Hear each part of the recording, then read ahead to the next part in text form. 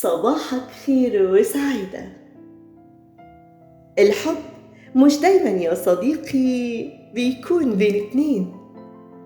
الحب ممكن يكون في شعاع شمس دافي ينور حياتك، أو في دعوة صادقة من قلب أم بتحبك، أو في ضحكة بريئة لطفل جميل، أو حتى كلمة طيبة تتقال لحد محتاج إنه يسمعها.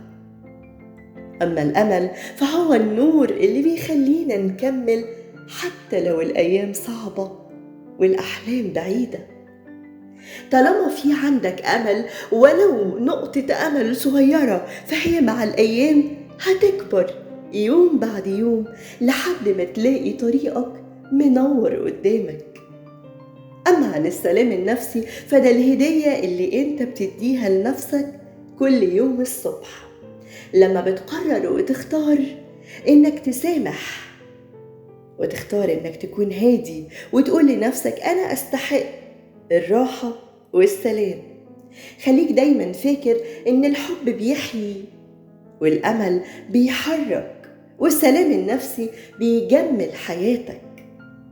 ابتسم وابدأ يومك بحبك لنفسك ولغيرك، وخلي عندك أمل في بكرة وسلام يملأ قلبك قبل ما يملأ الدنيا.